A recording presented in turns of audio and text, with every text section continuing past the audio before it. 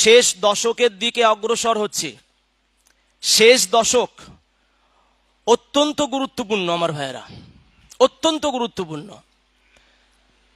আমাদের জানের থেকে প্রিয় মুহাম্মদ সাল্লাল্লাহু আলাইহি ওয়াসাল্লাম, তার কাছে শেষ দশক কতটা বেশি গুরুত্বপূর্ণ ছিল, আমি দুটো হাদিস বলছি, মনের কান দিয়ে শোনেন। আর এগুলো বলা আমার একটাই উদ্দেশ্য, যেন তারাবিতে লোকের সংখ্যা একটু বেশি হয়। আর কতদিন, রমজান তো শেষের দিকে, শেষ দশক তো এগিয়ে আসছে। আম্মাজান আয়েশা বলছেন, সহিহ বুখারী এবং মুসলিমের বর্ণনা, তিনি বলছেন, কানা রাসূলুল্লাহি সাল্লাল্লাহু আলাইহি ওয়াসাল্লাম ইদা দাখালাল আশরু শাদ্দা মিজারাহু ওয়া আহইয়া লাইলাহু ওয়া আইকাযা আহলাহু। তিনি বলছেন, আম্মাজান আয়েশা বলছেন, যখন রমজানের শেষ দশক শুরু হতো তখন নবীজি কোমর বেঁধে নিতেন, রাত জেগে ইবাদত করতেন আর পরিবারের লোকজনকেও জাগাতেন। হাদিসের মধ্যে তিনটে শব্দ ব্যবহার হয়েছে, মনের কান দিয়ে শোনেন। একটা হচ্ছে শাদ্দা মিজারাহু।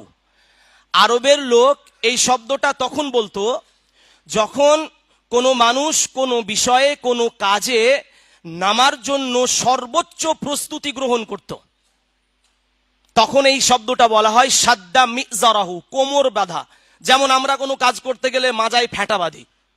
মাজায় ফেঁটা বাঁধা মানে কি? আমাকে আর কেউ আটকাতে পারবে না, সর্বোচ্চ প্রস্তুতি গ্রহণ করা। তো যখন শেষ দশক শুরু হতো, নবী পাক সাল্লাল্লাহু আলাইহি ওয়াসাল্লাম সর্বোচ্চ প্রস্তুতি গ্রহণ করতেন শেষ দশকের জন্য। ওয়া আহইয়া লাইলাহু, এবং তিনি রাতকে জীবন্ত করতেন, অর্থাৎ রাত্রিবেলা ইবাদতের মাধ্যমে অতিবাহিত করতেন, নামাজের মাধ্যমে, কোরআন তিলাওয়াতের মাধ্যমে, তাসবিহ তাহলিলের মাধ্যমে, বিভিন্ন ইবাদতের মাধ্যমে তিনি রাতকে অতিবাহিত করতেন। নাম্বার 3, শুধু নিজে নন, পরিবারের লোকজনকেও তিনি জাগাতেন। তিনি চাইতেন যে এই শেষ দশকের ফজিলত থেকে যেন আমার পরিবারের লোকজন যেন বঞ্চিত না হয়। এটা হচ্ছে নবীজির প্রস্তুতি, তার গুরুত্ব এই শেষ দশকের প্রতি। আর একটা হাদিস শোনেন, আম্মাজান আয়েশা তিনি বলছেন, কানান নবিয়্যু সাল্লাল্লাহু আলাইহি ওয়াসাল্লাম ইয়াজতাহিদু ফিল আশরিল আওয়াখির মা লা ইয়াজতাহিদু ফি গায়রি। শেষ দশকে তিনি যতটা বেশি পরিশ্রম করতেন অন্য কোন সময়ে তিনি করতেন না। আপনারা বলেন তো, নবী পাক সাল্লাল্লাহু আলাইহি ওয়াসাল্লামের পুরো জীবনের ইবাদতের মধ্যে কোনো ত্রুটি ছিল? উত্তর দেন। ছিল? কোনো অবহেলা ছিল? কোনো উদাসীনতা ছিল? রমজানের প্রস্তুতি তো তিনি 2 মাস আগে থেকে গ্রহণ করতেন। রজব শাবানে তিনি রমজানের প্রস্তুতি নিতেন। সেই মহামানব মুহাম্মদ সাল্লাল্লাহু আলাইহি ওয়াসাল্লামের পরিশ্রমের মধ্যে কোনো ত্রুটি ছিল না, তারপরেও তিনি শেষ দশকে পরিশ্রমকে বাড়িয়ে দিতেন। এ থেকে প্রমাণ পাওয়া যায় যে শেষ দশকের মর্যাদা, গুরুত্ব কত বেশি। এই জন্য আমার মুসল্লি ভাইয়েরা, আর কয়েকটা দিন পরেই আমরা সেই শেষ দশক পেতে চলেছি। ইনশাআল্লাহ আমরা গুরুত্ব দেব তো? ইনশাআল্লাহ, জোরে বলেন ইনশাআল্লাহ। আমাদের এই শেষ দশকে গুরুত্বপূর্ণ অনেক ইবাদত রয়েছে যেগুলো আমরা ব্যক্তিগতভাবে করে থাকি, নফল ইবাদত। অনেক সুযোগ রয়েছে জান্নাতকে অর্জন করার জন্য। আর অন্যতম 2টো সুযোগ, একটা হচ্ছে ইতিকাফ আর একটা হচ্ছে লাইলাতুল কদর। প্রথমে ইতিকাফ নিয়ে কিছু কথা বলবো, তারপরে লাইলাতুল কদর নিয়ে কথা বলবো ইনশাআল্লাহ। ইতিকাফ শব্দের অর্থ কি? ইতিকাফ শব্দটা উকুফ শব্দ থেকে উদ্ভূত। এর শাব্দিক অর্থ হচ্ছে কোনো বিষয়ে নিজেকে পুরোপুরি নিয়োজিত করা, পুরোপুরি নিয়োজিত করা, একে বলে উকুফ, ইতিকাফ। আর পারিভাষিক অর্থ হচ্ছে নির্দিষ্ট নিয়তে মসজিদে অবস্থান করা।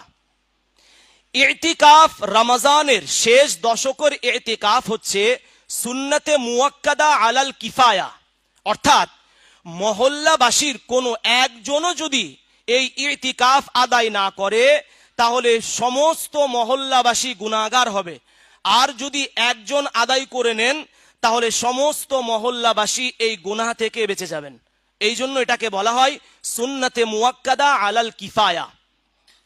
ইতিকাফ মুহাম্মদ সাল্লাল্লাহু আলাইহি ওয়াসাল্লাম কেমন করে করতেন?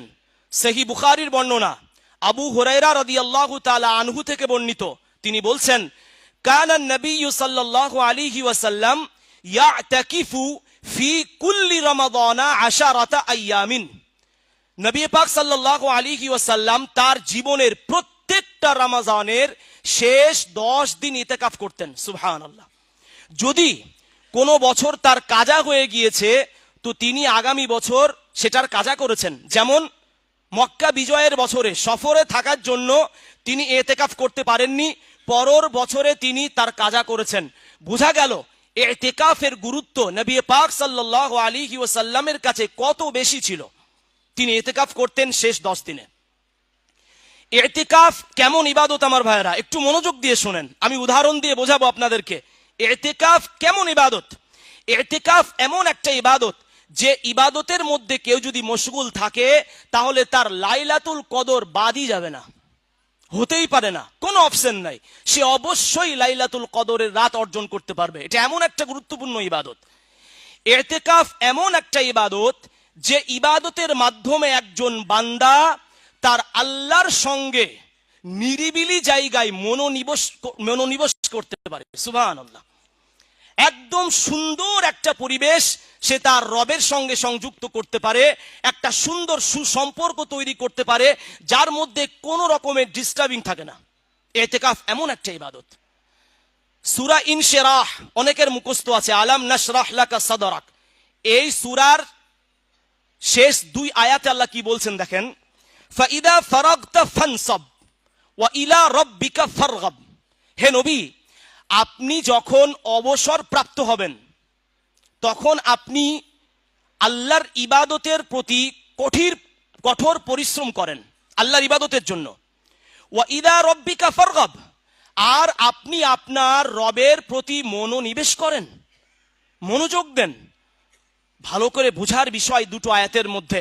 আপনারা বলেন, আমার নবীর 24 ঘন্টা ইবাদতের থেকে খালি ছিল কি? কথা বলেন, খালি ছিল? যদি খালি নাই থাকে তাহলে আলাদা করে নবীকে এমন হুকুম কেন দেওয়া হলো যে ওয়া ইলা রাব্বিকা ফারগাব, যে আপনি অবসর টাইমে আপনি আপনার রবের প্রতি মনোযোগ দেন। এটা কেমন জানেন? যেমন হচ্ছে একজন স্বামী তার স্ত্রীর প্রতি, একজন স্ত্রী তার স্বামীর প্রতি 24টা ঘন্টা ভালোবাসা থাকে না, থাকে না? না জোহরের পরে ভালোবাসা বন্ধ? হ্যাঁ না, সব সময় ভালোবাসা থাকে। তারপরেও একজন স্বামী তার স্ত্রীর সঙ্গে নিরিবিলি সময় চায় না, চায় না?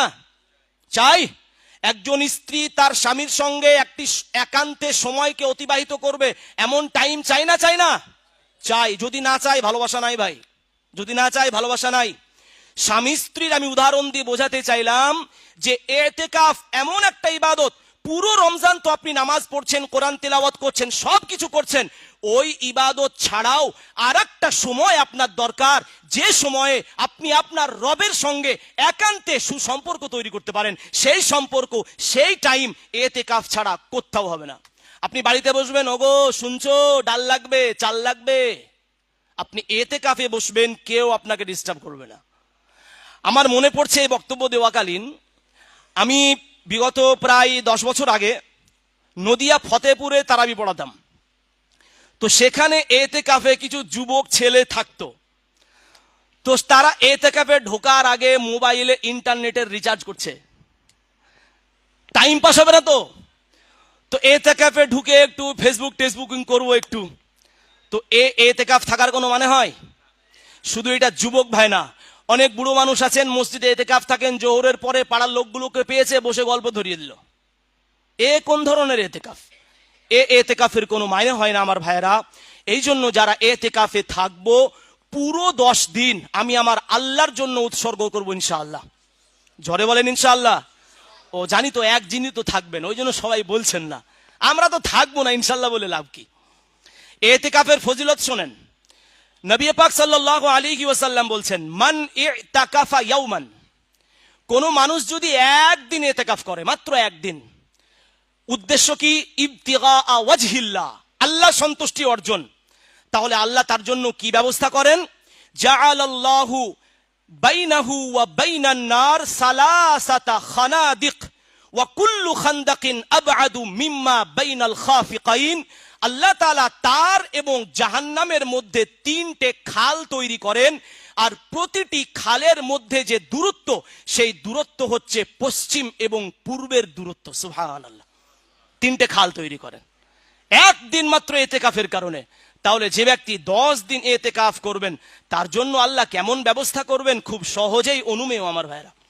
এই জন্য আমরা খুব বেশি বেশি এতেকাফ করার চেষ্টা করব, বাড়িওয়ালির সঙ্গে আলোচনা করব, করার পরে ইনশাআল্লাহ আমরা 20টা রমজান যেদিন 21শে রাত্রি হবে, মাগরিবের আগে আগে ওযু করে নিয়ত করে আমরা মসজিদে প্রবেশ করব।